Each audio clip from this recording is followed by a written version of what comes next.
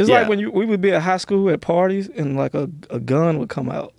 Oh, Jesus. And you thought the party was fun, but when that pistol came out, that's when real excitement happens. In high school, dudes were pulling guns out in your parties? Yeah. Like a party wasn't good unless the cops showed up. Jesus Christ. So, yeah, if the cops didn't show up, it was all right. And so when guns were getting pulled out, what were they getting pulled out for? People probably was arguing about something simple. How many times did you see this?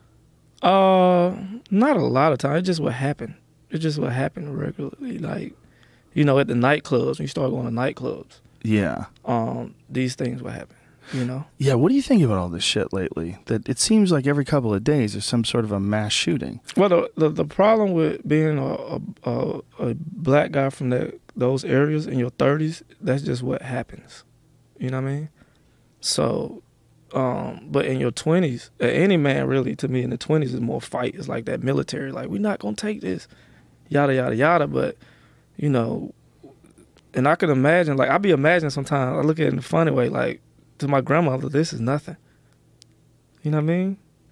Because they would, like, hang people and throw them over the bridge in the county where she's from and shoot them with shotguns for fun. So this is like, you know, to me, in her mind, she's like, oh, they need an excuse now. Who was doing this? What do you mean, like they were throwing people, hanging people over bridges, shooting them for fun? Yeah, because I'm from the South, so things are a little, you know, a little old school sometimes. It's not that long ago when certain things happen, you know. Like Jim Crow and like these things aren't that old. Like you still hear the stories. You're brought up, I don't know, I don't want to say racist, but you're brought up to like these people are the enemy. Mm-hmm. You know, or be careful when you're on that side of town, or like they say, you might not come back home when you leave the house. So what you're talking about is white people doing fucked up shit to black people. Like this was something that was so common that it was just talked about all the time. Yeah. And you still had nice people, you know. It's an honesty in it that I don't see anywhere else, because when I got out here, people act like racism didn't exist. And it affected comedy like 3 years ago, you know.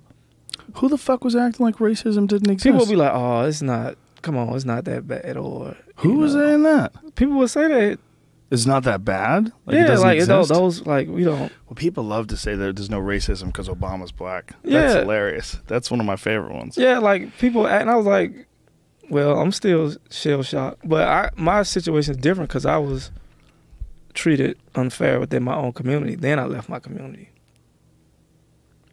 You know, like, I had the whole light-skinned, dark. My sister light-skinned, fair-skinned. I'm dark-skinned, you know. So you were treated poorly within your own community because your skin's too dark. Well, because of that one thing, and, you know, single mother, being looked upon differently, and we're in the Bible Belt. So there's a lot of, like, not having nice clothes and bullying.